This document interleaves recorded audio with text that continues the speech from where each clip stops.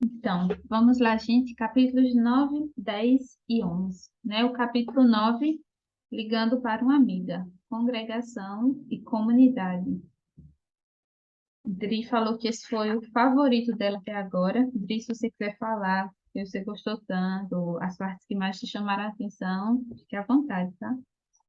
A autora nesse capítulo vem falar de uma amiga que ela tem, é uma amizade que ela tem com uma pessoa chamada Rebeca, que é uma amizade de muitos anos, e ela diz que essa amizade não é apenas uma amizade de ter a questão pessoal, de ter uma identificação, mas que essa pessoa também ajuda ela na caminhada de fé dela, né? É uma pessoa que ajuda ela a crer, né? Que é, elas juntas lutam para se conectar com o evangelho nas vidas diárias.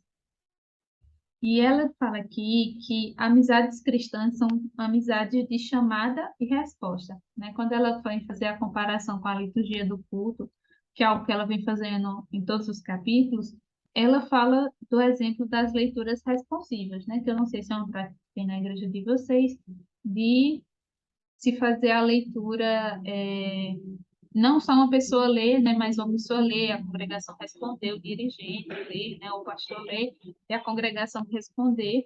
E ela diz que as amizades cristãs são assim, porque nós contamos uns aos outros toda vez, indo e vindo, a verdade de quem nós e de quem Deus é. Em jantares, em caminhadas, em qualquer momento, nós falamos das boas novas uns para os outros e nos tornamos boas novas uns para os outros, né? Essa frase é uma frase que me chama muita atenção desde a outra vez que eu li barra ouvi, né? Porque da outra vez eu ouvi o livro, né? Que amizades, assim, amizades cristãs, né? Que em todo tempo apontam para as boas novas, é algo muito especial de que nós podemos desfrutar. Esse ritmo que ela vai dizendo de chamada e resposta é algo que deveria fazer parte de uma vida de comunhão na congregação, né? Na igreja, ser algo mais comum para a gente, porque nossos relacionamentos cristãos deveriam sempre estar pautados nisso, né? De apontar para Cristo, de estar focado nele. Então, ela vem dizer, né, que nossa cultura individualista, né, que a gente sabe muito bem, né, que estamos imersos nisso, vem trazendo muitos valores, né, para a igreja, porque a gente sabe que a igreja sempre se relaciona muito com os valores da cultura, e um desses é que os evangélicos assumem de que o,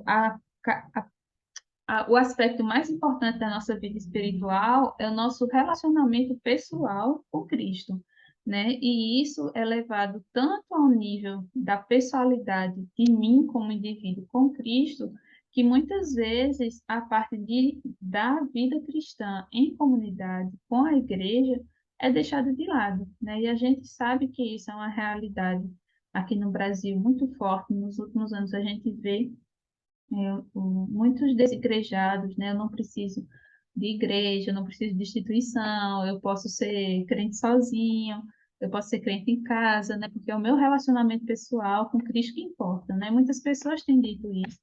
Mas, por outro lado, a gente tem visto também uma chamada a viver a vida de igreja, a vida de igreja local, a viver a vida, né, numa comunidade, numa congregação com a noiva do Senhor. A Dri falou que lembrou do grupo do Menino sobre Graça, dessa parte de chamada e resposta, do quanto somos edificadas umas pelas outras.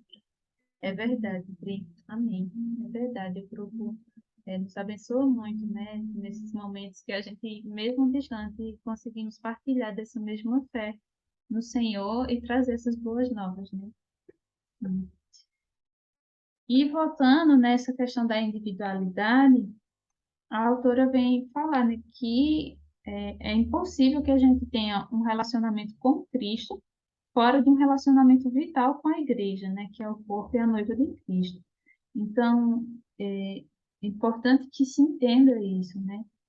Eu colocaria assim que a não ser em casos de extremos situações, onde a pessoa vive, né, num lugar de igreja perseguida, que ela realmente não tem esse suporte, mas não é uma questão voluntária, não é porque ela quer, mas é porque ela não tem, né, ela não pode estar participando, mas mesmo assim ela estaria, a igreja, né, não pode estar ali na vida diária dela, mas a igreja ainda assim, de alguma maneira, está participando, né, em oração, dando suporte, né, os missionários, com as organizações. A gente sabe que muito a gente recebe da igreja, muito quando a gente às vezes nem sabe, né, que a gente está sendo abençoado pelas orações de tantos.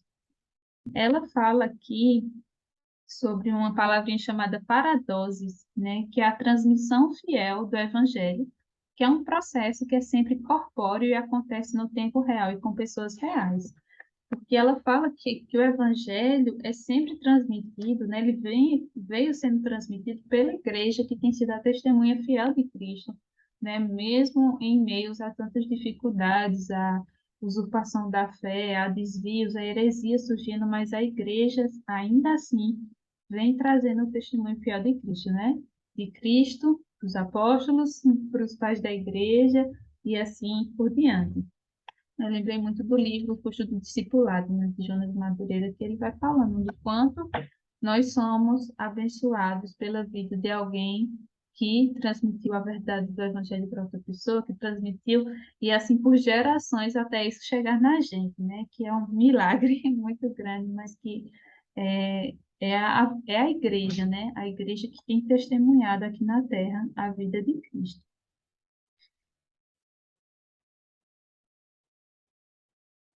Ela fala aqui na página 167 que nós precisamos umas das outras de uma forma profundamente, né? E isso de uma forma que estamos também imersas numa vida cristã juntos, né?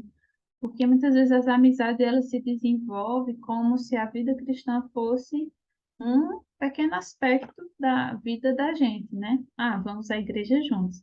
Mas que não é isso, porque somos e fazemos tudo como indivíduos cristãos que somos, né? A gente sabe que muitas vezes pessoas dizem para a gente limitar a nossa fé a uma esfera privada, né? A uma esfera da nossa casa, de nossa pouca convivência, mas não é assim que nós somos chamados para viver, né? Nós somos chamados para viver não apenas da minha conexão pessoal, individual, privada com Deus, mas de Deus chamando e redimindo todo um povo, né? Não é só um indivíduo, mas todo um povo.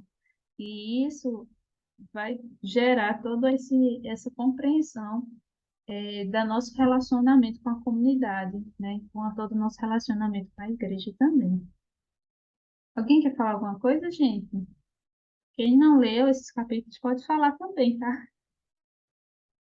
Eu acredito que esse assunto não é novo para vocês. Na página 168, ela disse que Jesus enviou seu Espírito para um povo, não para um indivíduo, né? A preservação da nossa fé e a perseverança dos santos não são uma promessa individual, mas uma promessa que Deus irá redimir e preservar a sua igreja, um povo, uma comunidade, um organismo, uma instituição, de geração em geração, e que até mesmo os portões do inferno não prevalecerão contra ele.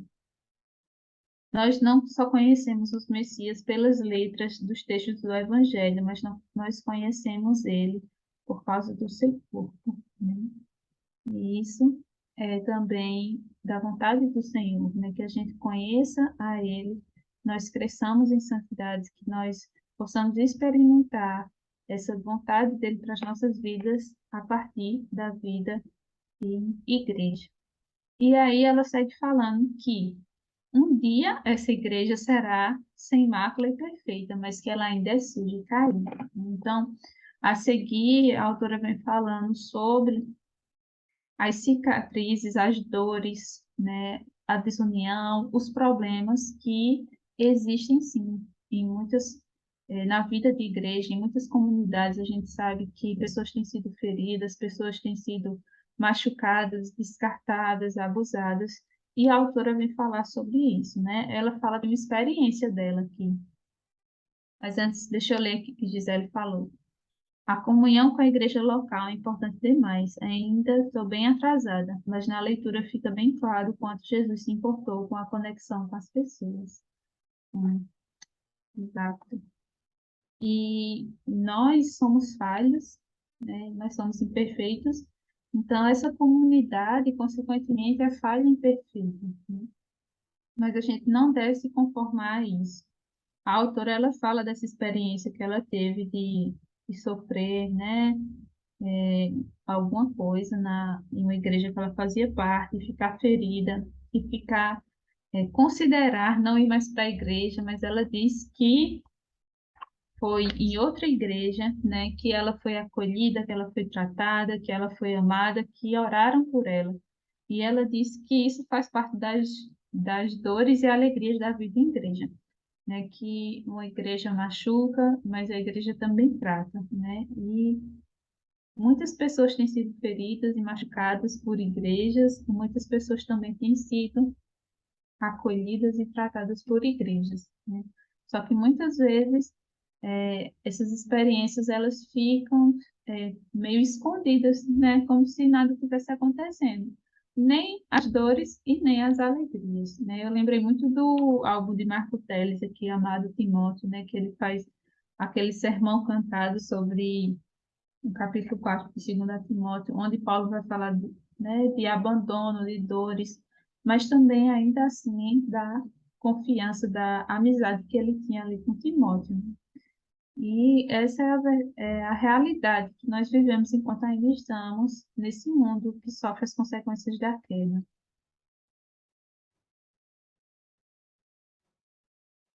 Aqui, na página 170, ela cita uma frase de Flannery O'Connor que diz: Você precisa sofrer tanto nas mãos da igreja quanto em prol dela.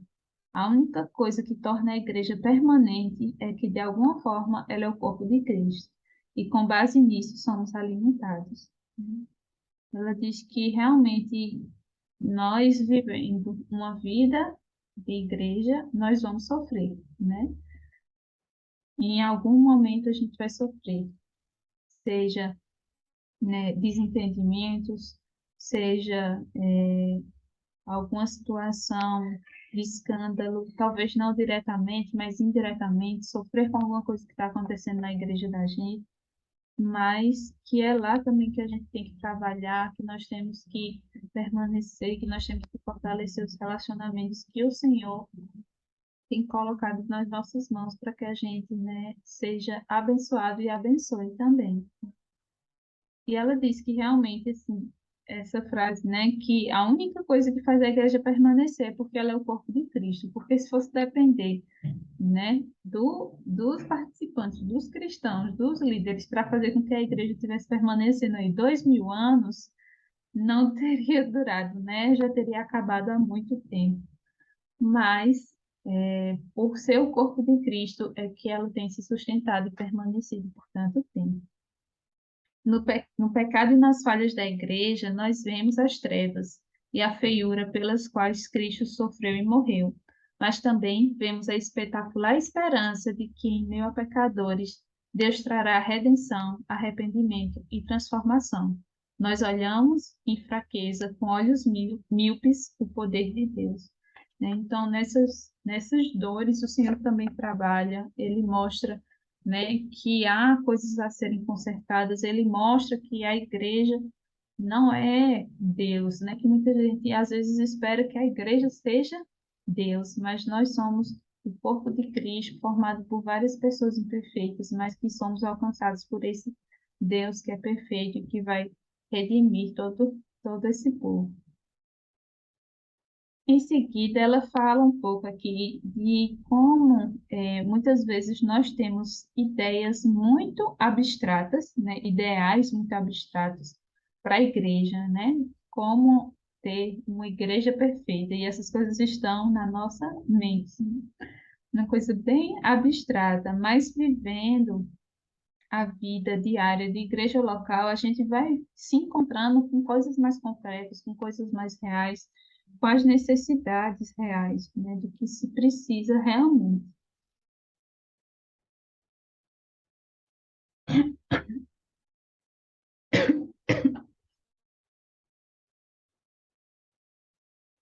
E muitas vezes esse desejo de uma igreja ideal vai mostrando um desejo que a gente tem por perfeição, né?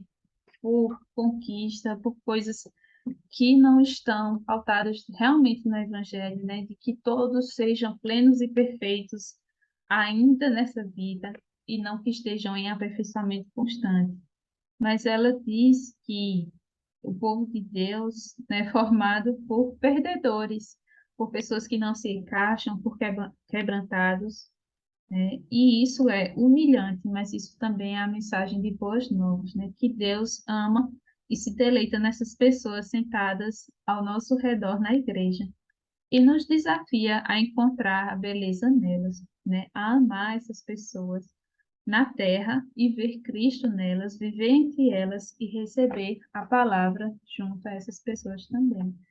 Então, a gente falou um pouco, né, na semana passada, como se torna mais difícil amar as pessoas que estão muito mais próximas. Mas é através dessas pessoas que o Senhor vai trabalhando em nós, né? É através dessas pessoas que nós vamos recebendo lampejos, exortação, vamos recebendo mensagens de consolo, de conforto, vamos recebendo as mensagens de boas novas. O Senhor nos chamou para vivermos entre família, né? Nós somos adotados como uma família de Deus e compartilhar e viver junto o Evangelho do Senhor. E aí, Pri, quer falar mais alguma coisa desse capítulo? Mais alguma coisa que chamou sua atenção? Janus também. Oi, Letícia, pode falar. Vocês estão me ouvindo bem? Sim, Sim. É uma coisa que assim falou muito comigo nesse capítulo foi justamente sobre isso, né? Sobre o amor à igreja, né? Porque muitas vezes, por exemplo, existem, óbvio, pessoas que estão fora da igreja por algum motivo, né? Foram feridos, foram magoados, mas às vezes também a gente está dentro da igreja, mas com um sentimento de desconfiança, né? Sempre com uma desconfiança, um pé atrás. E algo que Deus me ministrou muito foi sobre isso, sobre amar a igreja, porque a gente fala muito sobre amar a Deus, amar as pessoas, mas também falta a gente falar sobre amar a igreja, né? Eu acho que é algo que a gente deve sempre orar e declarar nas nossas vidas, né? Pedir para que a gente verdadeiramente saiba amar a Deus, saiba amar as pessoas e saiba amar a igreja, porque, como você falou, a igreja ela é o corpo de Cristo, né? Jesus deu a vida pela igreja, ele não deu por mim, ele não deu por você, ele deu por um povo, pela igreja, né? E a igreja ela cumpre um papel muito fundamental na sociedade, né? Ainda com seus defeitos, com suas falhas. Mas imagina tirar a igreja de uma sociedade, imagina tirar a igreja da nossa cidade, né? Uma coisa que eu ouvi muito interessante de um pastor foi ele falando assim que às vezes a gente se comporta muito como se a igreja ganhou uma cidade, mas na verdade é a cidade que ganha uma igreja, né? É um presente assim de Deus você ter uma igreja na sua cidade, uma igreja que realmente busca ser semelhante a Cristo. E a prova disso se, por exemplo, imagina hoje, né? Você, cada um aí pensa na sua igreja. Será que falta que ia fazer, né, nas nossas vidas, na nossa cidade, se tirassem hoje as nossas igrejas, né? Então, realmente é fundamental que a gente ame mais esse corpo de Cristo, que a gente contribua, né? Não agindo de maneira somente consumista, né? Como quem quer sempre receber, receber, eu preciso receber, né? Ou agindo como sommelier de pregação, porque às vezes a gente se comporta muito assim, né? Vamos ver aqui como é essa pregação. Ai, eu não gosto disso, não gosto daquilo. E, na verdade, a mesa, que é a igreja, né? Essa mesa, a gente não vai lá para comer arroz com feijão, né? Que é o que a gente tem como substância. Na verdade, a gente já sai saciado de casa pela nossa própria busca diária e lá a gente chega apenas para repartir, para dar a nossa parte, né? Cada um ali dando aquilo que Deus já tem derramado na vida de cada um. Então, assim, é muito importante a gente realmente pedir a Deus, sempre em oração, para que a gente ame a igreja, né? Não sejamos competidores, não sejamos aqueles que falam contra a igreja, né? Aqueles que sempre têm um mau testemunho para dar. aqueles que, ainda que você tenha tido uma experiência ruim em uma, saiba que tem muitas outras, né? Existem muitas que realmente buscam cumprir a palavra de Deus, obedecer, ser semelhante a Cristo. E o nosso papel é esse, não desistir da igreja. Porque realmente, se hoje o evangelho nos alcançou, é porque existe gente para trás, trazendo, colocando esse evangelho para frente, abrindo igrejas, pregando para gerações, né? E que assim nós sejamos também essa geração que vai alcançar muitas outras, né?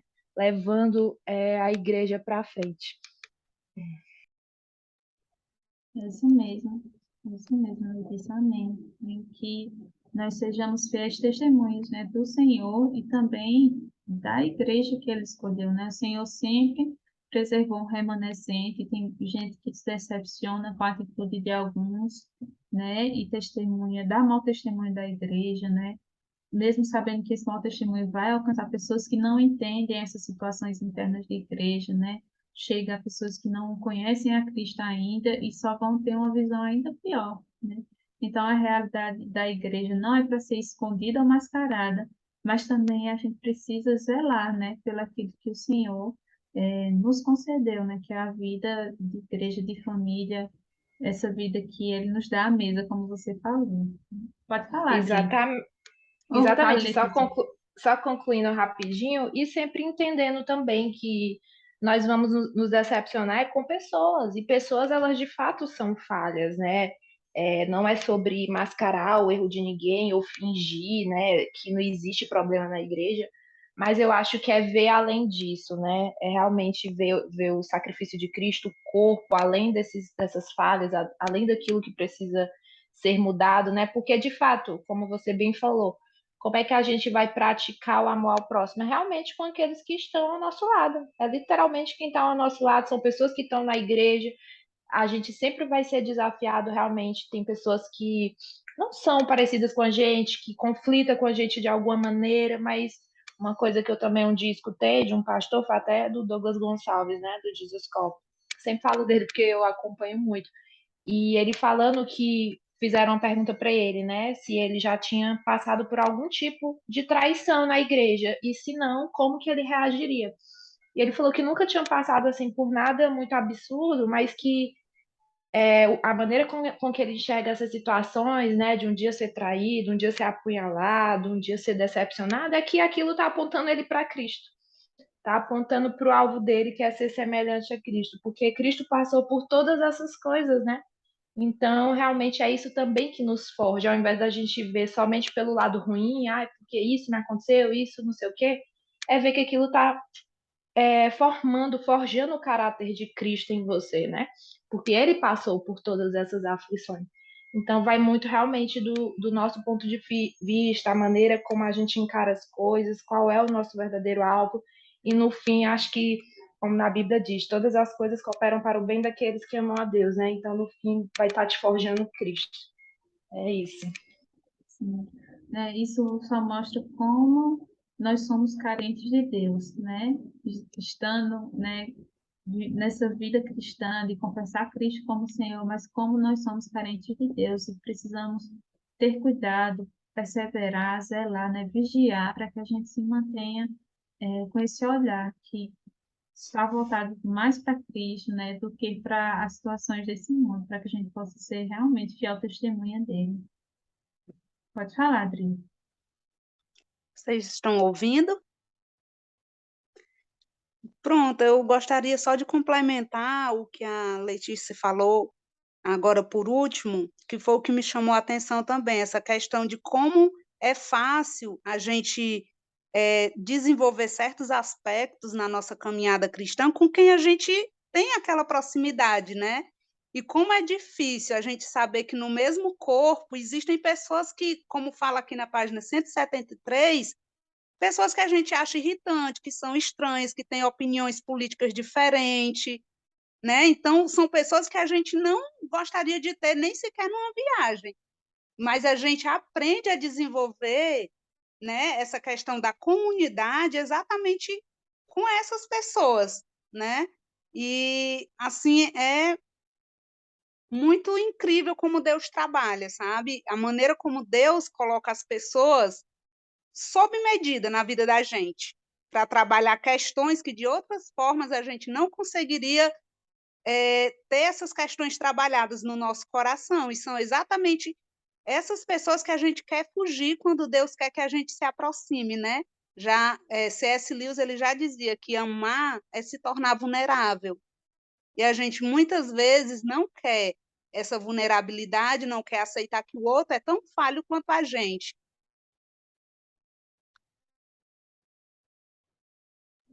E que às vezes nós somos as pessoas chatas, irritantes para os outros, né? A gente só vê o nosso lado. Mas isso é verdade, né? Fala até de um senhorzinho, né, que tinha na igreja dela, que ela via assim meio estranho, mas depois que ela foi percebendo mais ele, ela foi vendo, né, que ele também era uma pessoa assim como ela, com seus defeitos, suas qualidades, mas tentando a cada dia ser mais cristão, né? Tentando buscar mais a santificação, o zelo, a vida em igreja.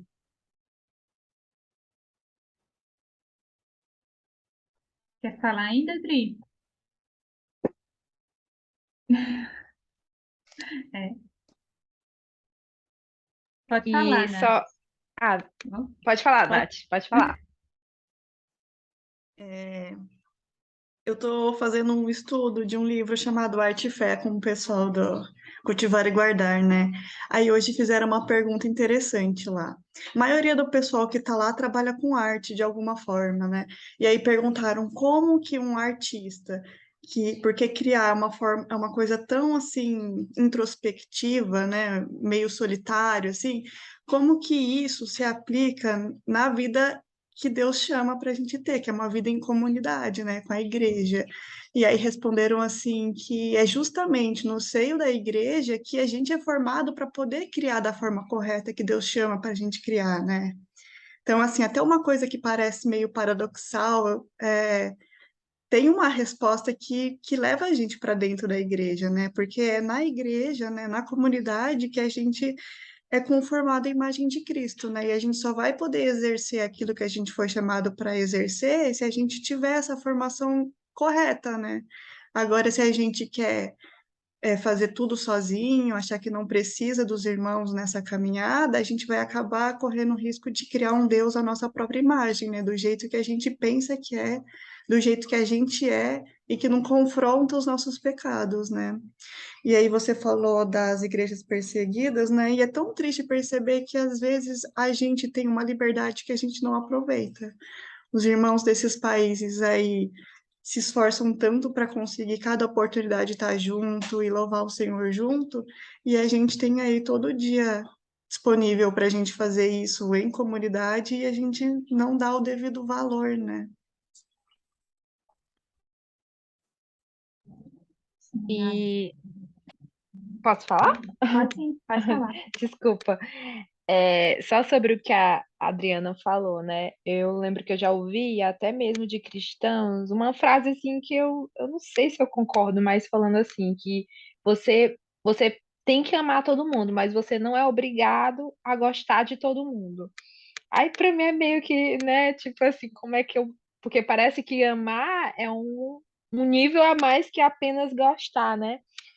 Mas o que eu interpretei assim é no sentido de não gostar de tudo aquilo que a pessoa faz ou concordar com tudo que ela diz, né? Mas, por exemplo, assim, eu já tive que lidar com situações que às vezes você tem que conviver ali com alguém e, de certa forma, aquela pessoa é muito diferente de você, aquela pessoa acaba às vezes até que gerando algumas questões por conta dessa diferença, né? E aí você às vezes quer rejeitar, né? Porque realmente acho que o nosso primeiro passo é rejeitar. Nossa, por que que eu tenho que conviver com essa pessoa, lidar com essa pessoa, né? E uma coisa assim que o Senhor uma vez trouxe assim ao meu coração é que, tipo assim, essa pessoa, imagina, ela é rejeitada onde ela chega, né? Onde ela chega, as pessoas têm algo para falar, as pessoas não gostam. E imagina se ela chega na igreja e lá também ela encontra rejeição, né? Então, assim, é muito louco, é um confronto realmente para a gente, porque a gente, às vezes, como a Adriana falou, a gente realmente quer sempre lidar só com os semelhantes, né? As pessoas que a gente julga ser mais fácil de lidar. mas com aqueles que a gente julga ser difícil, a gente realmente prefere não ter que lidar com isso, prefere não encarar de frente. E eu lembro também que até um livro assim, que está na minha lista de leitura que eu quero ler foi um que o Douglas Gonçalves recomendou, chamado Uma Jornada de Autodescoberta, o que o Eneagrama revela sobre você. Lá vai falar sobre os tipos de personalidade, né? Pessoas que, enfim, que têm uma personalidade mais melancólica, fleumático, colérico, enfim. E ele falou que ele é mais fleumático, ele é daquela pessoa mais fria, né? Até uma situação como essa, por exemplo, que ele falou nesse mesmo vídeo também, uma situação, exemplo, de traição, isso, aquilo, ele já não sente de maneira tão intensa como uma pessoa que é melancólica sentiria, né? E que isso ajuda ele de certa maneira. Só que ele falou: imagina uma igreja feita só de pessoas fleumáticas. Não dá. A igreja precisa daquele que é melancólico, precisa daquele que é assim assado, cada um com o seu tempero, né? Digamos assim. É isso que realmente compõe o corpo, é de pessoas diferentes. Não é de pessoas iguais. Nós somos diferentes vivendo nesse corpo e somando nesse corpo e crescendo nesse corpo, se desenvolvendo nesse corpo, né? Realmente não dá para ser feito só de pessoas iguais. Às vezes essa é a nossa, é o que a gente quer almejar, né? Mas na realidade não é assim. A gente quer só a nossa tribo, né? A nossa panelinha. Mas o Senhor nos chamou para viver, né? No meio de pessoas diferentes da gente. E é assim também que a gente vai conhecendo mais sobre o caráter de Deus, né? Porque sozinho nós não manifestamos os atributos que ele nos comunicou, a gente precisa dos outros, né?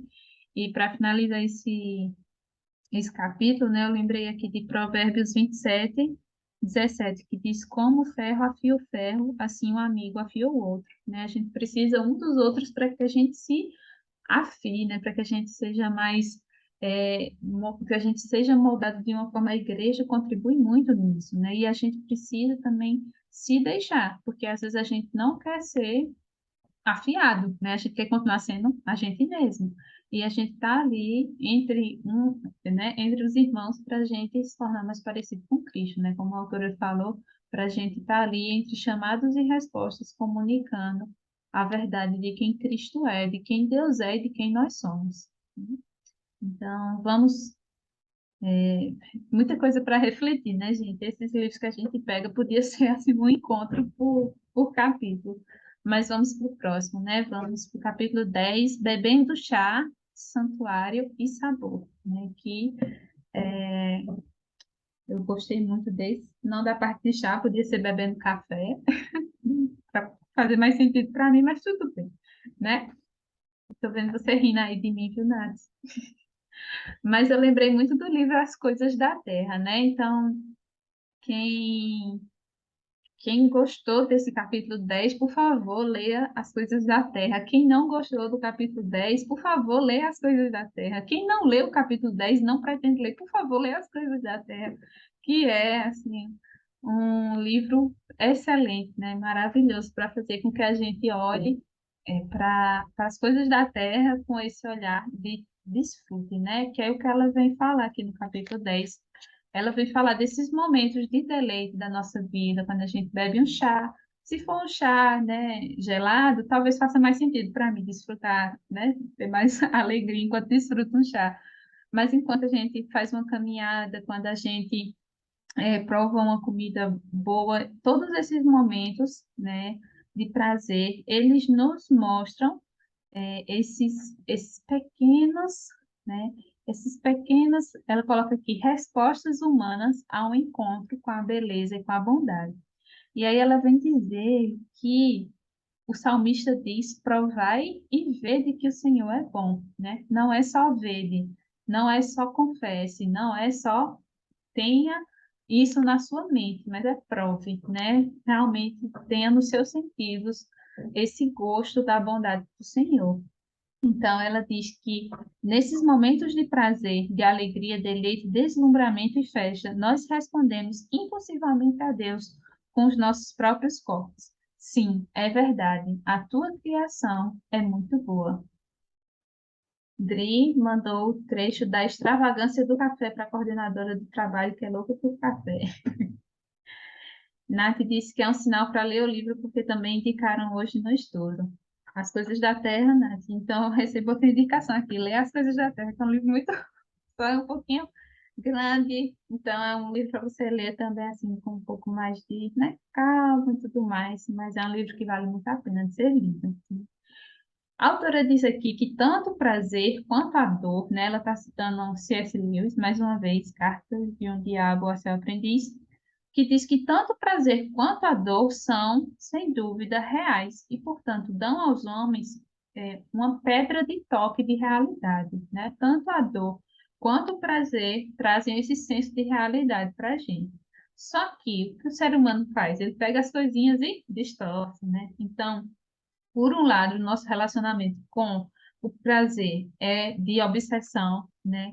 Nós exageramos demais, somos viciados nas coisas que nos dão prazer, né? A gente consome de uma forma até calejar a nossa capacidade para o deleite, né? Que realmente isso aí é provado pela ciência, né? Que a gente começa a deixar os nossos receptores mais insensíveis à sensibilidade para o prazer, e aí a gente precisa exagerar nas doses realmente como uma droga.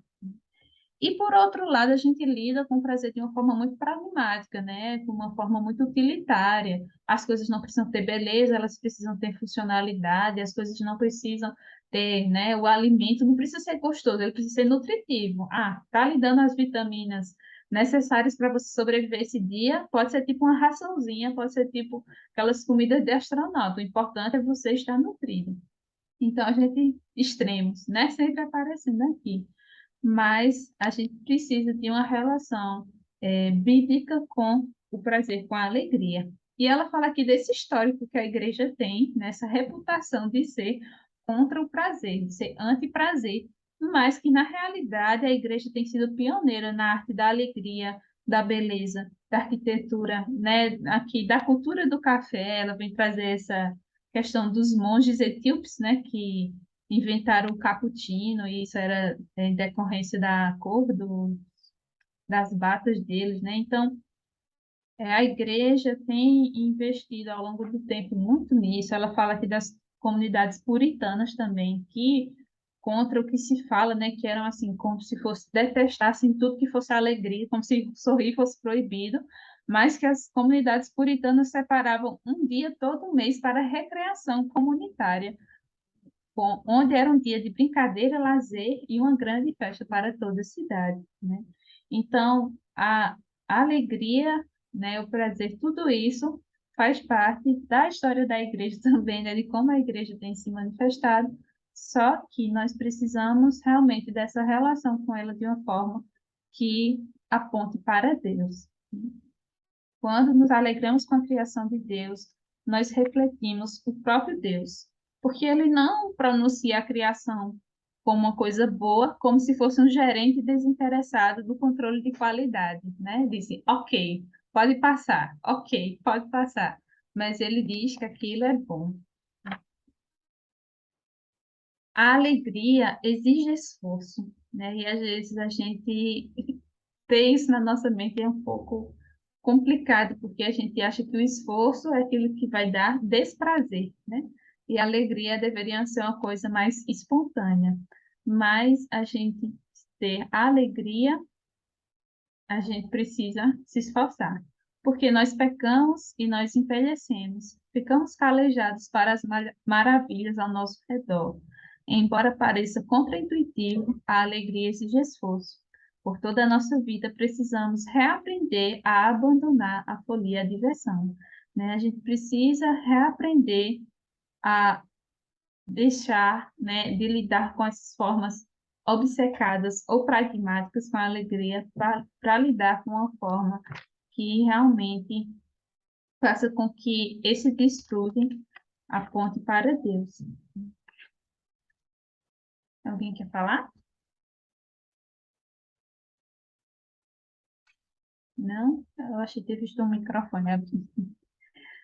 A autora diz, né, que a liturgia cristã, ela nos treina a reconhecer e a responder à beleza, porque ela fala como as pessoas aprendiam o evangelho de formas pré-letradas, né, antes de haver escrita, o acesso à escrita, antes de haver o acesso à leitura pelos comuns, né, a palavra chegava pelo ouvir. A gente sabe que muitos textos bíblicos eram cantados, né, para que fosse feita uma memorização, uma assimilação maior através dos cantos, também através da liturgia do culto, através do momento de partilha, através das orações, e onde se buscava a beleza nisso também. Então, James K. Smith diz que nós aprendemos o que cremos do corpo para a cabeça e não da cabeça para o corpo, né? Então, os sentidos contribuem muito para a nossa aprendizagem.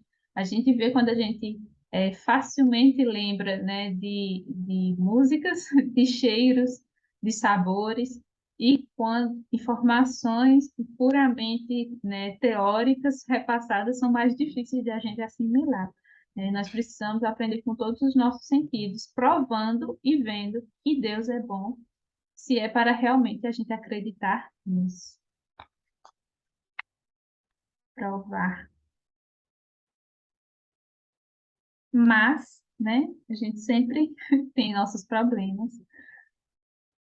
Existem várias coisas militando contra os pequenos momentos de glória do nosso dia. E a gente vê aí ansiedade e preocupação como as principais coisas que têm roubado a alegria, né? E a gente vê que Jesus já nos atentava para isso lá em Mateus 6, né? Que ele diz, não andem ansiosos, né, por coisa alguma.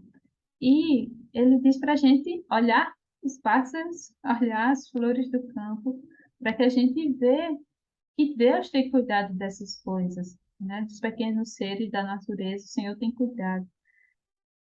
E como é difícil para a gente, né? Quando somos tomados por coisas no nosso dia a dia, percebermos as maravilhas que acontecem ao nosso redor, né? As simplicidades de flores, de passarinhos, de pôres de sol, de luas, né? Ela diz aqui que nós perdemos as minúsculas teofanias do nosso dia, porque estamos entregues à preocupação, né? A gente vê o quanto como a gente para contemplar como nós somos tomados de adoração. E aí é que está, né?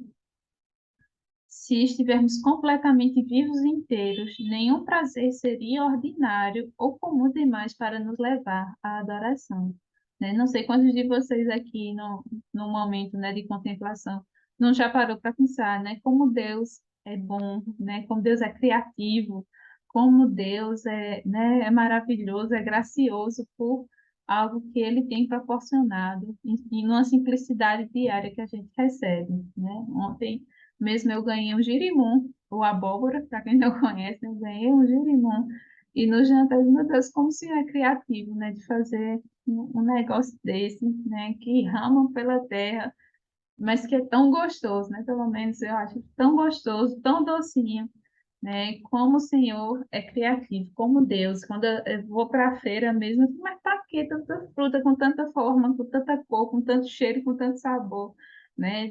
O Senhor é muito criativo e Ele nos presenteia com todas essas dádivas que às vezes a gente atropela, a gente engole, a gente, né, fecha os olhos, a gente fecha os ouvidos e não desfruta do que o Senhor tem nos concedido. É preciso força para usufruir do mundo, né? A gente precisa aprender, treinar para desenvolver um olhar que realmente desfrute, que usufrua dessas coisas que o Senhor nos concede e de fazer com que isso nos leve para Deus, né? Porque o prazer é uma dádiva, mas pode virar um ídolo, né? Pode virar um ídolo quando ele vai se tornando um vício, quando nos tornamos insaciáveis e nossa capacidade de desfrutar vai diminuindo, porque a gente está exagerando nisso, né? Ela diz aqui que somente Deus pode ser tanto adorado quanto usufruído. Todas as outras coisas foram feitas para serem usufruídas no lugar próprio, na medida em que fluem do Deus que merece toda a adoração, né? Então, só Deus merece a adoração. nós podemos desfrutar da sua presença e adorá-lo, mas todas as outras coisas, né, elas não devem ser adoradas, elas não devem tomar o lugar do Senhor no nosso coração. Então, para isso, a gente precisa ter a alegria e, junto dela, o discernimento, a sabedoria, para que a gente possa ser levado a Deus nos momentos em que a gente está, né, desfrutando, apreciando, se deleitando nas coisas que o Senhor nos deu. Dri falou aqui que todo dia vou até a minha janela apreciar o entardecer e vejo como Deus é extraordinariamente criativo. Todo dia um entardecer que parece igual, mas é um. Todo dia uma tela pintada, né, Dri? Por poucos minutos que logo vai se esvair e ele faz isso. O Senhor nos dá esses momentos de beleza que vão treinando nosso coração para a adoração. A autora diz aqui que o prazer e a formosura do culto congregacional também nos ensinam a procurar receber esses pequenos momentos nos nossos dias. Juntos, eles nos treinam na arte de notar e de se alegrar com a bondade e a arte de Deus. Aqui ela vem trazer alguns elementos do culto litúrgico anglicano, né? Que a gente sabe que as igrejas dos Estados Unidos elas têm um investimento maior em arquitetura, em enfeites, em flores, em tudo isso, até devido também ao histórico da presença da igreja evangélica no Brasil, né, que no começo existia uma lei que proibia que as igrejas evangélicas parecessem com templos. Não sei se vocês sabiam disso, mas não podia ter torre e tudo mais. Então, isso não foi o que aconteceu lá. E algumas igrejas antigas também na Europa, né? A gente vê um investimento muito grande em arquitetura. Tem uma igreja, se eu não me engano, no Egito, é uma das maiores igrejas que existe, que ela é esculpida numa caverna, que também é assim, tudo de pedra, mas tem umas pinturas, né? E a gente sabe vitrais e flores e arranjos, e também quando tem eventos na igreja, toda uma procura, por mais simples que a igreja seja, né? Por ser, mesmo que seja num salão, numa garagem de uma casa, existe uma procura por fazer por ter elementos de beleza, né? Nem que seja assim, né? Ah, mas não tem nada visível, mas nós temos sempre a presença da música, né? O canto sempre faz parte do culto ao Senhor, então ali tem a beleza também. E ela vem falar como isso também está envolvido com a nossa percepção de beleza para nos levar à adoração ao Senhor, né? Preste atenção, né? Ela disse que quando o sino toca, no culto anglicano, né, é um alarme para para despertar a congregação, para cutucar até que se preste atenção verdadeira no que se está dizendo, para que a gente perceba que Cristo está em nosso meio, né? Então, o papel da igreja como arauto da beleza é um poderoso testemunho para o Deus de toda a beleza, né? Então, que a gente possa diariamente, né, na nossa liturgia diária e ordinária, perceber mais a presença do Senhor nessas pequenas teofanias, né? Quem estava falando muito de beleza esses dias era Norma Braga, né? Não sei se vocês viram nos stories dela. E quem fala muito também é Jonathan Edwards, né? Carol Basso está gravando lá uns vídeos sobre o texto dela, a monografia do mestrado dela, e é bem interessante essa pesquisa que ela fez sobre a questão da beleza nos textos de Jonathan Edwards, né? Então, fica a sugestão, e quem gosta dessa área, de estudar sobre isso, né, de se aprofundar nisso, fica essa dica. Alguém quer comentar alguma coisa, gente, desse capítulo, sobre beber chá? Beber chá ou café? Nath bebe chá todos os dias. Eu quero ser como você, Nath, quando eu crescer.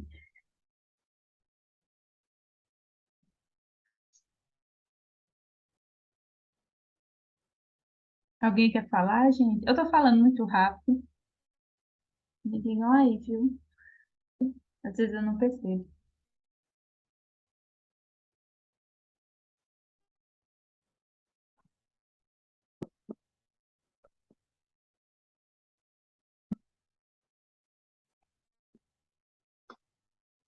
esse negócio da lei.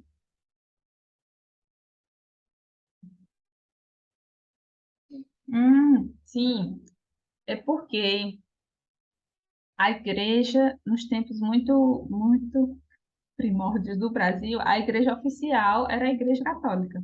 Então, quando a igreja evangélica começou a ocupar alguns espaços do Brasil, existia uma lei que dizia que a igreja evangélica não podia, a construção, né, evangélica, ela não podia ser em formato de um templo. Se a gente vê as construções europeias e americanas da igreja evangélica, muitas delas têm o formato tradicional de templos, de torres e sinos, que a gente associa muito à igreja católica aqui no Brasil. Porque no Brasil não podia fazer a igreja com torres, com sinos, com cruz. Então, era lei. Então, muitas igrejas evangélicas, elas não tinham torre, elas tinham o telhado como se fosse de casa, como se fosse de galpão mesmo. E não podia ter outros elementos visuais que remetesse a um templo. Um templo que normalmente é associado à igreja católica. Depois, ela foi, não sei como é que é a palavra oficial, né? Mas ela foi cancelada, essa lei. E aí a gente vê hoje alguns templos, né? Inclusive a Catedral da Igreja Presbiteriana no Rio de Janeiro, né, que é bem bonito, tem uma arquitetura bem bonita. E outras igrejas, né, que começaram a poder colocar torres, colocar sinos, colocar cruz e outros elementos. Mas no Brasil, no começo, não podia. Proibido mesmo, mesmo. Deu para entender agora, Nath? Alguém quer falar, gente, alguma coisa sobre esse capítulo, alguma citação?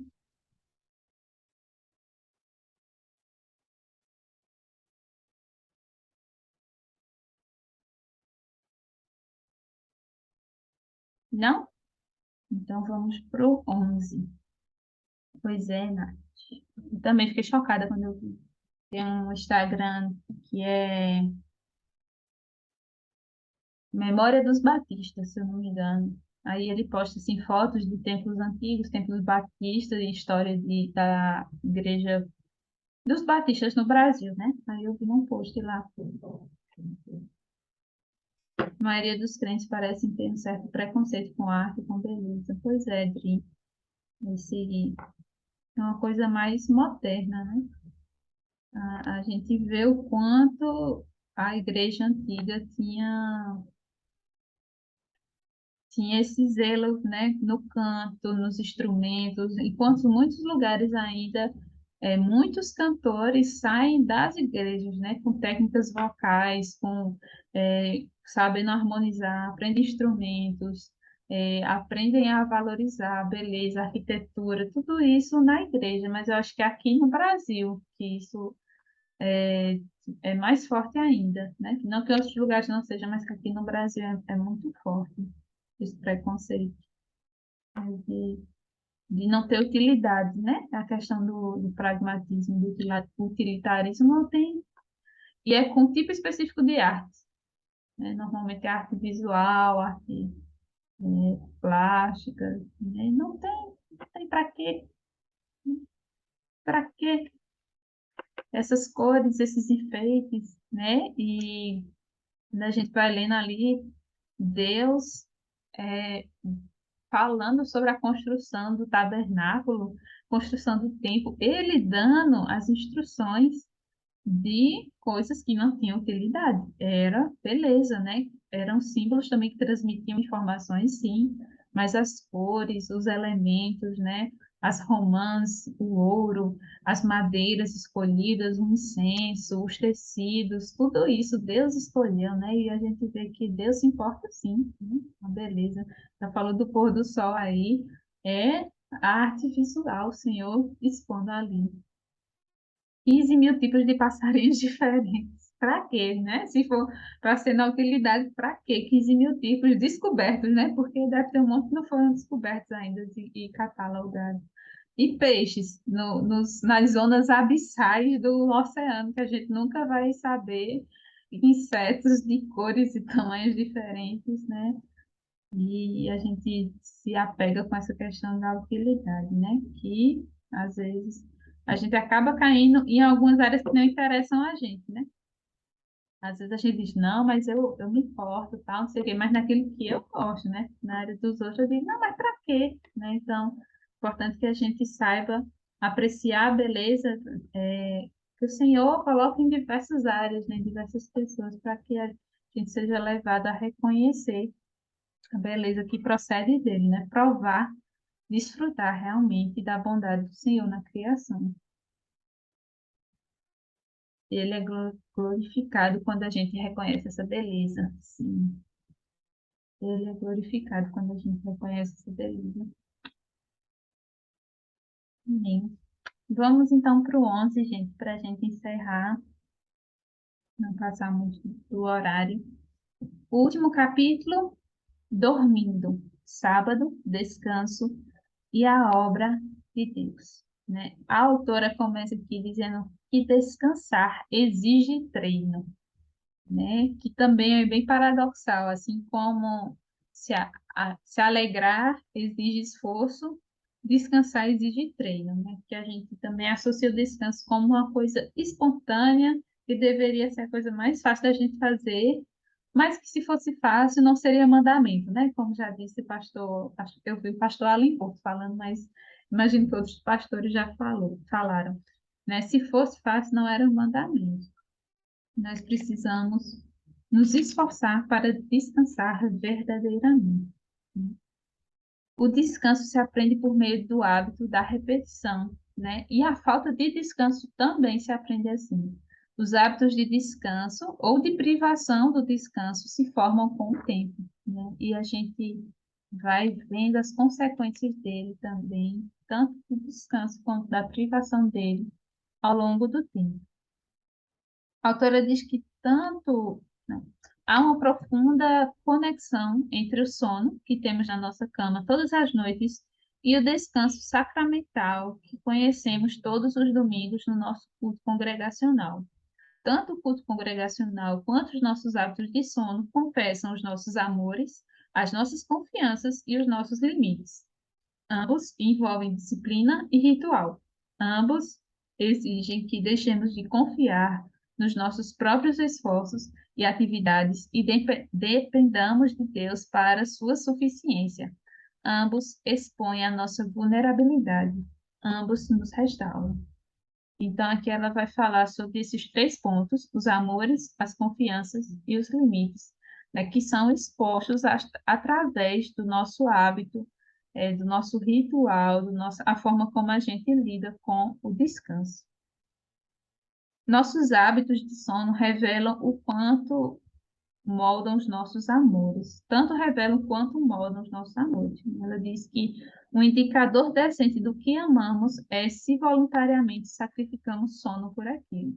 Então, ela diz que muitas vezes sacrificou sono pelas filhas, que já sacrificou sono para ficar um pouco mais acordada com uma conversa boa com amigos, ou para ajudar algum irmão da igreja que precisou e que esses motivos nobres, né, eles acontecem de vez ou outra. Mas ela disse que muitas vezes ficou acordada aqui para vendendo o sono, né, trocando a noite de sono por produtividade, por internet, por assistir vídeos fofos de cachorrinhos, né, por Netflix, por Reels, né, por ficar rodando aquele feed infinito. Ela disse que a minha disposição de sacrificar o descanso necessário e de priorizar o lazer ou o trabalho mais do que as necessidades básicas do meu corpo e das pessoas ao meu redor revela que essas coisas, entretenimento e trabalho, tomam um lugar elevado na minha vida. A verdade é que é bem mais fácil eu perder as horas de sono para o entretenimento do que, por exemplo, para orar. Meus hábitos revelam e moldam o que eu amo e o que eu valorizo, quer eu admita ou não. Então, os nossos hábitos de sono, né, os hábitos de sono da nossa geração têm revelado quais são os valores e os nossos pessoais também, né? Só tapas na cara que vai dando aqui, né, quando a gente vai trocando o sono por outras coisas, né? Pelo entretenimento, pelo trabalho, mas que em outros momentos a gente, né, por esses motivos, né, mais nobres que ela diz, a gente, não, o sono é prioritário, é mais importante, né? Então, isso ela falando sobre os nossos amores. Depois ela fala sobre a nossa confiança. Os hábitos de sono também revelam e moldam o que nós confiamos. As horas da madrugada nos presenteiam com os nossos problemas e a nossa capacidade de resolvê-los. O que confiamos, quando deitados na cama no final de um dia longo, é onde os nossos corações estão de verdade. Então, ela aqui cita o Salmo 127, que diz que se o Senhor não edificar a casa, em vão trabalhos que a edificam. Se o Senhor não guardar a cidade, em vão vigia a sentinela. Inútil vos será descer levantar, repousar de tarde, comer o pão que penosamente granjeastes, aos seus amados ele dá enquanto dorme. Dri falou aqui que o capítulo foi uma surra, sim. Dormir também é uma demonstração da confiança em Deus, porque a gente para o trabalho na certeza de que é Deus que faz. Exato. É isso mesmo, né? É isso mesmo. Aí você falou, olha, já está conectada aqui. Ela diz que essa confiança, né, no que o Senhor está trabalhando, está provendo. Ela fala de uma oração aqui, que tem no livro de oração comum, que diz: guia no Senhor quando acordados e guarda-nos enquanto dormimos.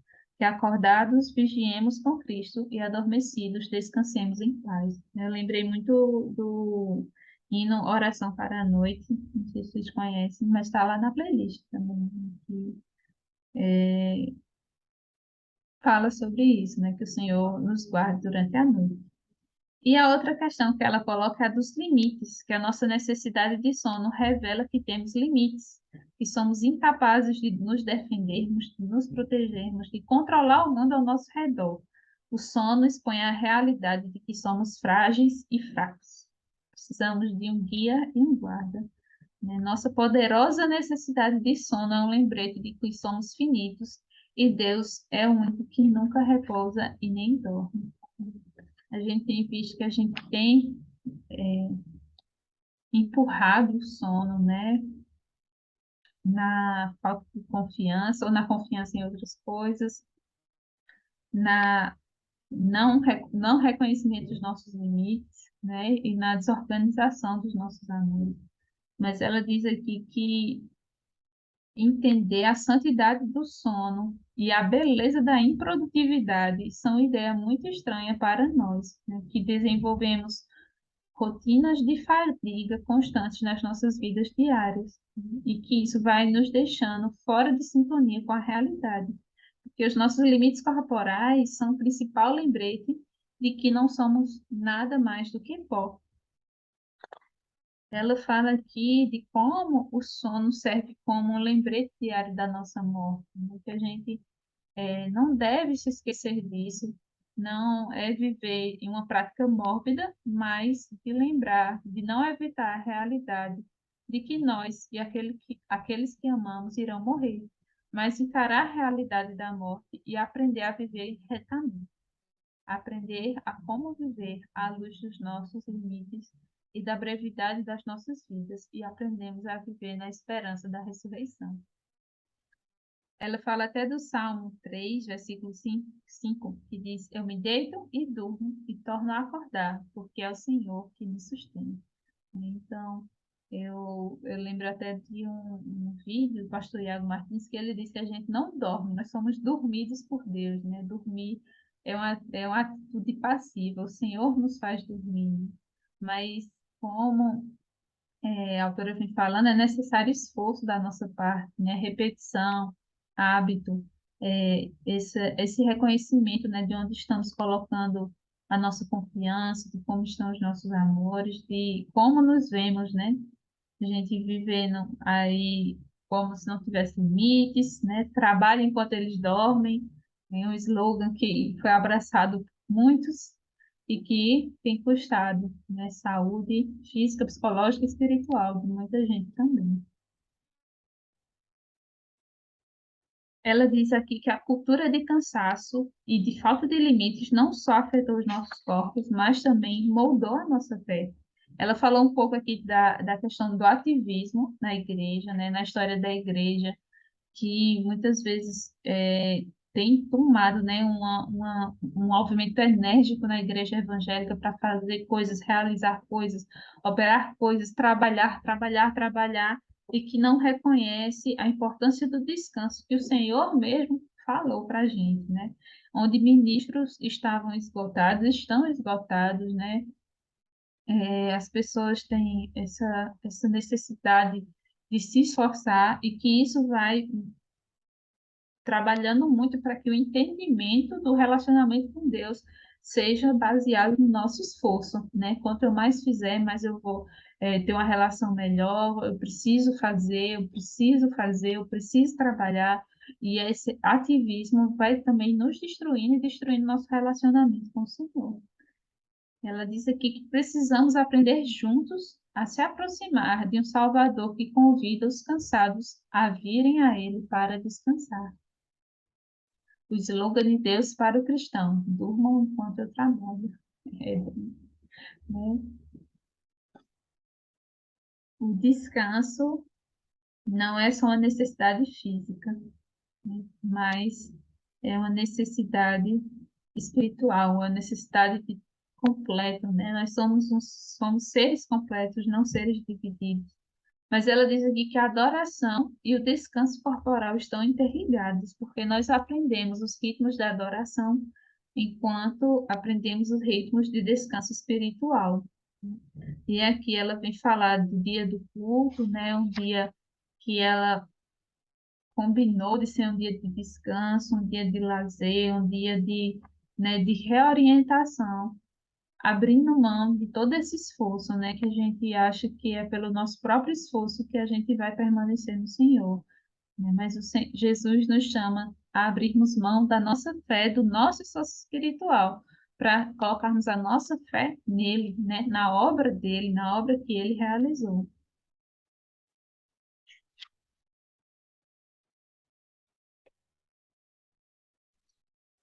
Aqui na página 210, logo no começo, no primeiro parágrafo, ela diz que se é difícil para nós acreditar que Deus está trabalhando em nós e no mundo, mesmo quando estamos dormindo, isso revela quem realmente pensamos que é o movimentador e criador das nossas vidas e da nossa saúde espiritual. Bailey fala da atividade ilimitada e constante de Deus no mundo e em nós. Nós habitualmente supomos ser mais senhores do nosso desenvolvimento espiritual do que realmente somos. A gente duvida do que o Senhor está fazendo enquanto a gente dorme, né? A gente está perdendo tempo enquanto dorme, né? Muitas vezes a forma que a gente vê o sono. Mas o Senhor ele está trabalhando, né? O Senhor está movimentando a terra, o Senhor está agindo enquanto a gente está dormindo também. O Senhor está trabalhando no mundo, redimindo, curando e dando graça enquanto a gente dorme. Abraçar o sono não é só uma confissão dos nossos limites, mas também é uma alegre confissão do cuidado ilimitado de Deus conosco. Para os cristãos, o ato de cessar e relaxar no sono é um ato de dependência em Deus. E se os cristãos fossem conhecidos como uma comunidade contracultural de descansados, pessoas que abraçam os seus limites com entusiasmo e até alegria? Como crentes, podemos valorizar o sono não só como algo necessário, mas como uma resposta corpórea à verdade da Escritura. Somos criaturas finitas e fracas que abundantemente cuidadas pelo nosso forte e amoroso Criador. Eu achei muito interessante que ela disse que a gente precisa, com frequência, submetermos à nossa criaturidade, né? Reconhecer que nós somos criaturas, nós somos fracas e finitas, para a gente também lembrar, né, que na nossa fraqueza e na nossa finitude nós somos abundantemente cuidados pelo nosso forte e amoroso Criador, né? O Senhor tem cuidado de nós enquanto a gente dorme também. Deus quer nos dar não só vidas de santidade e oração, mas também de descanso suficiente. E talvez um passo-chave para uma vida de oração e santidade é simplesmente receber a dádiva de uma boa noite de sono. A dádiva do descanso vem a nós por meio de ritual e rotina, né? Assim como todas essas outras práticas que a gente tem visto, né? A gente precisa aos poucos, começar a inserir essas coisas na nossa vida para que a gente desenvolva esses rituais que não são vazios, né? Mas são rituais de práticas que nos levam a refletir e viver uma vida mais próxima do Senhor, né? Da sua palavra, da sua igreja, hábitos que nos levam para a adoração. E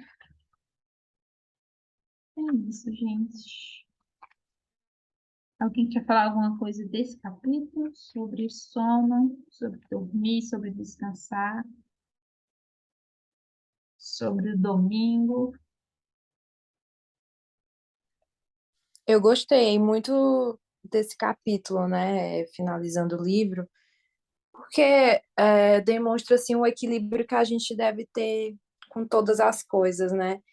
E nessa parte que fala especificamente assim do sacrifício do sono, realmente foi algo que me levou muito a refletir, porque de fato, se a gente for parar para ver, para analisar, a gente sacrifica sono por tantas coisas, né? E às vezes para Deus não. E realmente as coisas pelas quais a gente sacrifica sono, seja realmente por, como ela falou, tá ali vendo na internet, meme, enfim, uma coisa ou outra, mostra realmente aquilo que nós temos dado mais espaço, né? No nosso coração.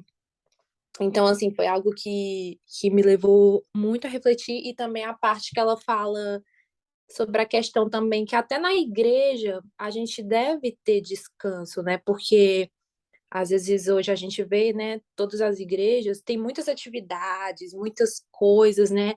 E óbvio, a gente quer estar envolvido em tudo, mas até nisso é necessário um equilíbrio, porque a gente vê muitas pessoas substituindo o estar com Deus pelo serviço para Deus, né? Ela acha que porque está servindo ao Senhor, ela está com o Senhor. E na verdade, não. A gente deve primeiro estar com o Senhor para depois servir a Ele, para depois trabalhar para Ele, né? E é algo que precisa muito de equilíbrio, porque você vê às vezes as pessoas sacrificando tudo à sua volta, o seu devocional, seus momentos a sós com Deus, seu quarto secreto, momentos com a família, porque sim, estar com nossa família também é glorificar ao Senhor, né? Então, momentos assim para tudo está envolvido na igreja, né? E parece que se você não estiver ali envolvido, você não está verdadeiramente adorando ao Senhor, glorificando ao Senhor. E não, né? É porque nós primeiro estamos com Ele, nos relacionamos com Ele, nutrimos esse relacionamento, e assim eu vou trabalhar e vou saber equilibrar, né? Tudo, o serviço, o sono, tempo de qualidade com as pessoas que eu amo, né? Glorificando a Deus em todas as minhas atitudes, né? Então, eu gostei muito desse último capítulo. E ela fez o dia, né? Que o primeiro capítulo é acordando, o último é dormindo, né? Aí a gente termina esse capítulo e faz o quê? Volta para o começo, aí lê o acordando e vai ler capítulo por capítulo para a gente ir olhando, né? Nosso dia com, no ordinário, mas com a presença do Senhor, né?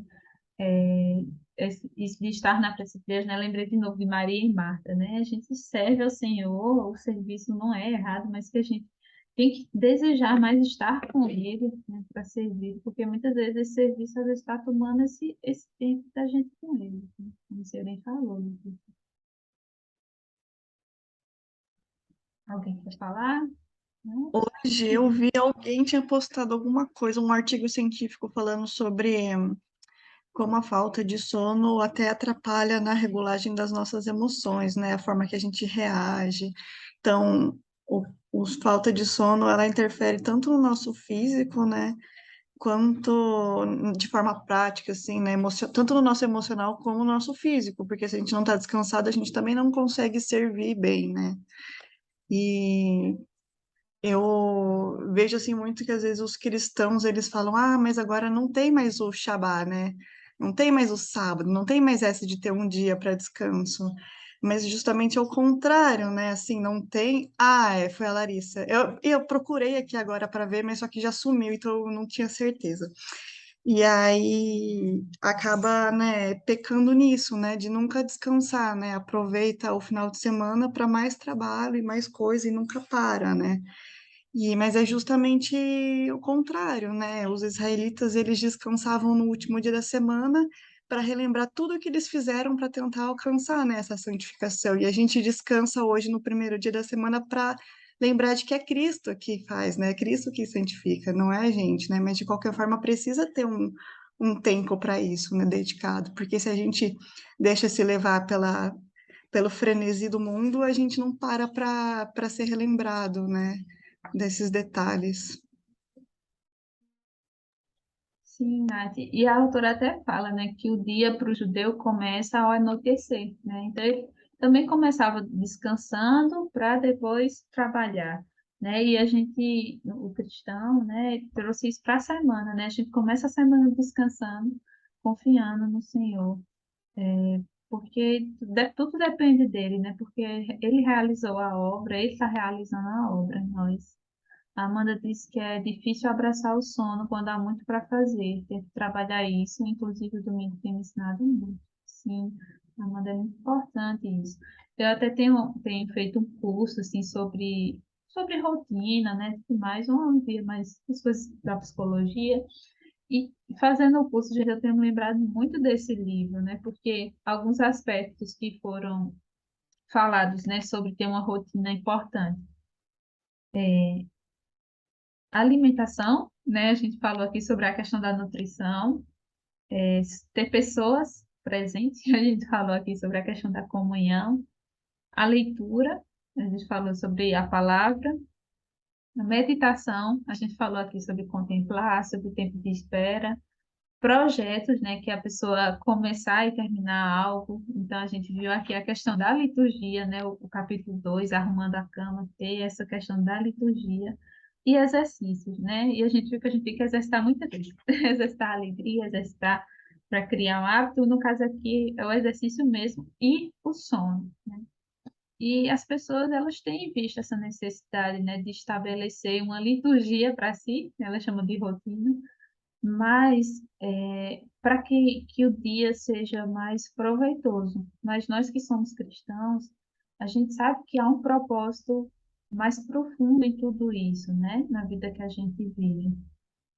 Falando do livro como um todo, né, a autora fala que se nós queremos viver uma vida com Cristo, nós temos que viver cada dia com Cristo, né? Porque a vida é formada desses dias que a gente tem que viver.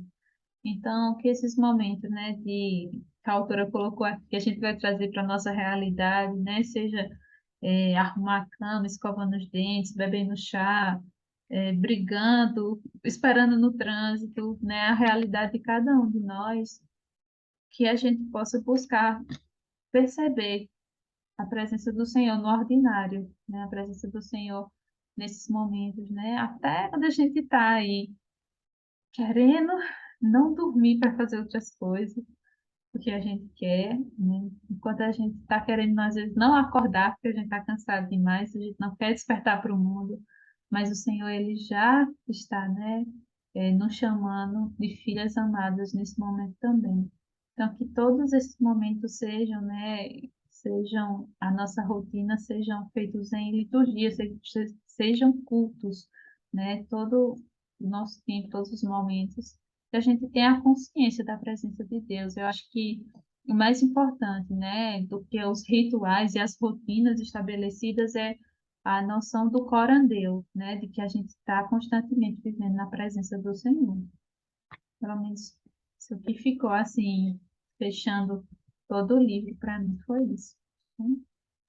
Amém. E rapidinho que eu falei sobre a questão do equilíbrio que a gente deve ter com tudo, né? Até mesmo no servir ao Senhor, mas é muito os dois extremos, né? Existe aquela parte de também as pessoas que acham que não precisam fazer nada para o Senhor, né? Ou seja, que também não precisam se esforçar e também se sacrificar, né, para o Senhor. É muito aquilo, ou é o nada, ou é o demais, é o tudo demais, né, assim, o exagero. E para tudo a gente precisa equilíbrio, né, porque ao mesmo tempo que ela fala, nossa, você às vezes nem sacrifica um sono para Deus, para dedicar um tempo ali ao Senhor, mas também às vezes você exagera, né, naquilo que você está fazendo para o Senhor, porque você acha que está glorificando a Ele, mas não existe um equilíbrio, existe uma negligência do seu tempo com Ele. Enfim, né, eu acho que o livro resume muito bem essa parte, né, equilibra muito bem todas as coisas. E assim, de maneira geral, né, avaliando o livro, assim, a minha maior reflexão é que muitas vezes, né, quando a gente imagina um encontro com Deus, a gente pensa em algo sobrenatural, né? A gente não pensa em encontrá-lo na nossa rotina, em um simples arrumar de cama, na escovação dos dentes, ou ficando presa no trânsito, né? Mas é impressionante como em todas essas situações nós podemos nos encontrar com Deus, né? E também nos autoavaliar, porque tantas coisas que nós julgamos pequenas, né, na nossa rotina, mas que podem falar muito ao nosso respeito, né? Podem falar muito de nós mesmos. E naquele capítulo que ela, por exemplo, relata que acordou cedo, já estava com o dia todo roteirizado, né, na cabeça, e ela vai sair, cadê a chave do carro? Procura, procura, não acha, e isso já desencadeia uma irritação nela, já faz com que ela discuta com o marido, abra a gaveta, taca com força, dá uma resposta grosseira para as filhas, né? E aí você vê ali que uma pequena chave foi capaz de desestruturar todo o emocional dela, ou seria revelar, né, o emocional dela, porque realmente aquela situação veio para colocar para fora aquilo que está dentro, né? Então, assim, o livro, ele ao mesmo tempo que é simples, é profundo, né? Eu acho que é muito isso para mim, porque ele fala de coisas normais que todo mundo se identifica e leva isso para algo mais profundo, né, que realmente te faz se autoavaliar, né? Então, assim, eu gostei muito por isso, porque é uma proposta simples, é um livro de fácil leitura, mas que ao mesmo tempo faz a gente ver muito de nós mesmos, né? Sim, Letícia, é um chamado para a gente encontrar o Senhor na simplicidade, né? Que eu acho que é o que ela fala logo no começo do livro. Porque às vezes a gente acha que para encontrar Deus a gente tem que fazer as coisas grandiosas, a gente tem que estar em momentos grandiosos, né? A gente tem que estar no monte no dia do alinhamento dos astros, né? Para ter um encontro com o Senhor. E ela diz, não, é acordando, né, tomando chá, é nesses momentos que o Senhor também está, né? E que fique, eu acho que fica isso para a gente, né, de a gente perceber nesses momentos onde a gente está, né, porque às vezes a gente está fazendo alguma coisa, o nosso pensamento está indo para algum lugar, e muitas vezes é para o lugar, né, da reclamação, da murmuração, da amargura, da distração, de levar o pensamento para, né, para tantos lugares, para levar nosso corpo para no nível de esgotamento, né? Mas em todos esses momentos nós somos chamados para estar vivendo na presença do Senhor, né? E ter o pensamento ligado nele, né? Nosso pensamento, nosso corpo, nossa vida, tudo que nós somos diante do Senhor. Acho que é isso. Mais alguém quer falar?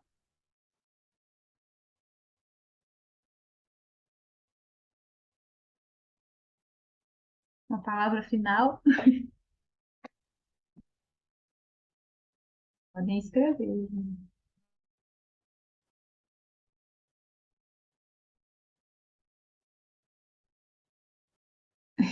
Para quem não vai falar bastante já.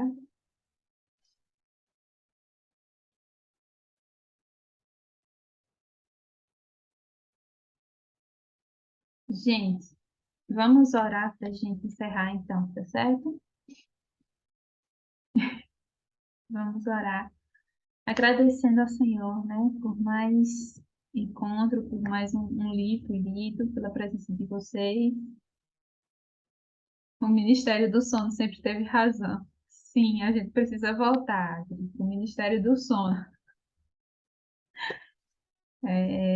Vamos agradecer ao Senhor e também pedir que Ele nos ajude, né, a sermos mais diligentes, sábias, nas nossas práticas, na nossa vida diária com Ele, certo? Oremos.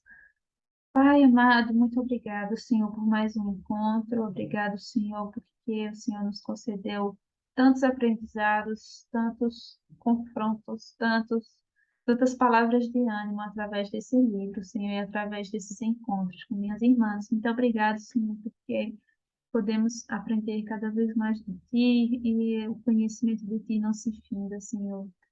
Nos ensina, Senhor, a lidarmos com as nossas dificuldades, com os nossos pecados, que tem colocado o Senhor na periferia do nosso dia, tem colocado o Senhor nos horários que restam, mas que possamos viver com diligência, com sabedoria, com discernimento, com alegria, Senhor, a experiência de ter o Senhor presente em todos os momentos, que possamos desejar isso, que possamos nos alegrar e desfrutar, Senhor, da Tua presença, das teofanias presentes nos pequenos momentos diários, Senhor, na simplicidade da vida, na vida comum, de acordar, de trabalhar, de se alimentar, de esperar, Senhor, que possamos viver a vida que o Senhor tem para nós, que possamos crescer, sermos santificados e aperfeiçoados em cada momento, né? É o que eu te peço por cada uma das meninas aqui presentes também, Senhor, que o Senhor possa trabalhar os seus corações, que o Senhor possa as ajudar, as fortalecer, as consolar nas necessidades delas, Pai. Muito obrigado por mais proporcionar esse momento. Muito obrigado, Senhor, porque o Senhor tem cuidado de nós. Nos abençoa, Senhor, em mais um fim de sábado e no domingo que amanhã teremos. Abençoa, Senhor, também as pessoas que vão assistir a gravação desses encontros depois. Que elas possam ser abençoadas aqui pelas palavras que nós trocamos. É o que eu te peço, em nome de Jesus. Amém.